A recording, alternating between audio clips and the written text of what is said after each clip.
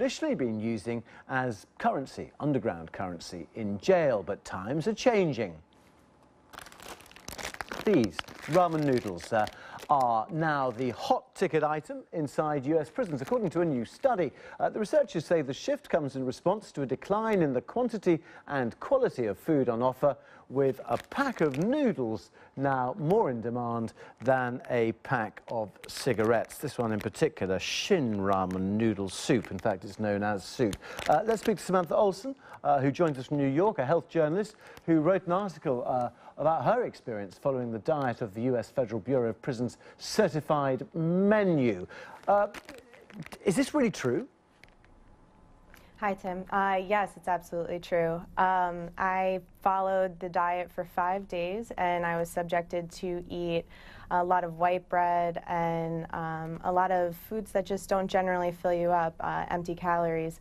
And so I can understand why prisoners would want to turn to ramen noodles as a high-calorie option that's tasty. But these ramen noodles, they are high saturated fats, they are high in salt, they have food additives that are just not good for them. So we're also putting prisoners in a bad position by forcing them to want to choose these kinds of food items. Okay, Samantha, stay with us, because I think we can speak to Gustavo Alvarez in Baja, California, an ex-prisoner and author of the book Prison Ramen. I'm not making this up. Recipes and stories from behind bars. Gustavo, can you hear me?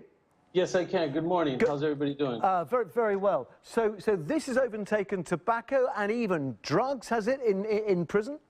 Yeah, you know, that actually has been going on for years. It's just now coming to light. People are starting to be more aware of it. But this has been going on since the 70s, to be honest with you. Mm-hmm.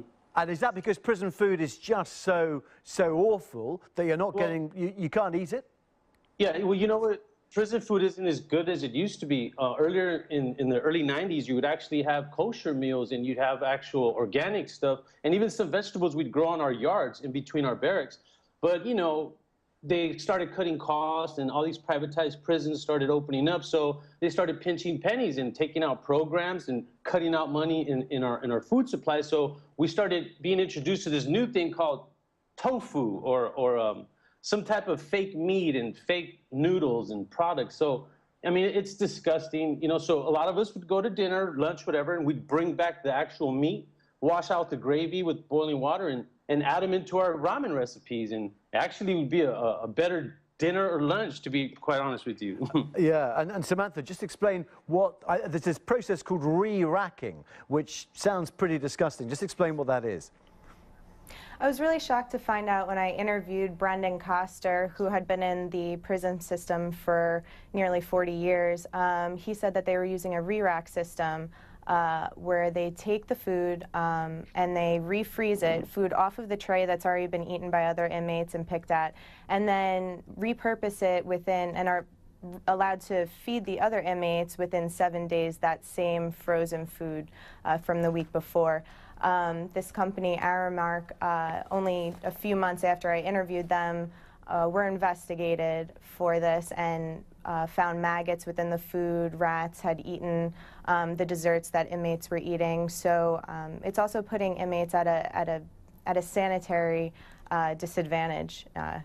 Okay, and all to try and get the cost down to $2 or $3 a day for inmates. Gustavo, where do guys buy then these noodles, and are there fights over noodles? I mean, you know, there are fights over tobacco and stuff like that. Do people get killed over these ramen noodles? Actually, they do. There's a commissary store where you're allowed to go shopping once a month out of your account, and your account is basically your ID number.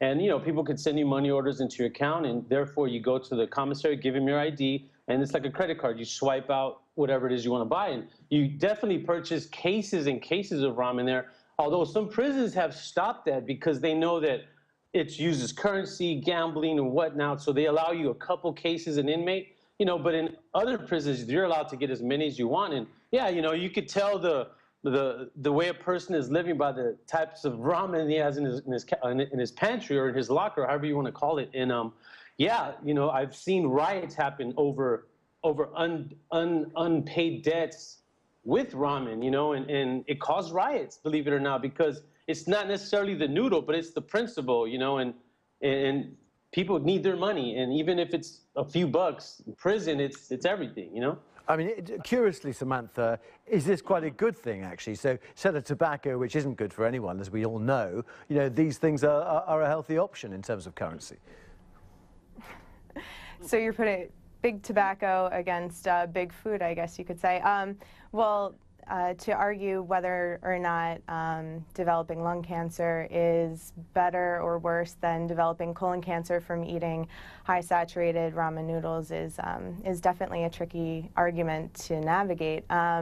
But I would say eating these foods that are really bereft of a lot of nutrients is dangerous, and over time, and these prisons that are shaving pennies over time, accumulating dollars, they're also increasing the risk of type 2 diabetes and high blood pressure and heart disease for these prisoners. So in the end, it's actually costing these prisons more money. Yeah.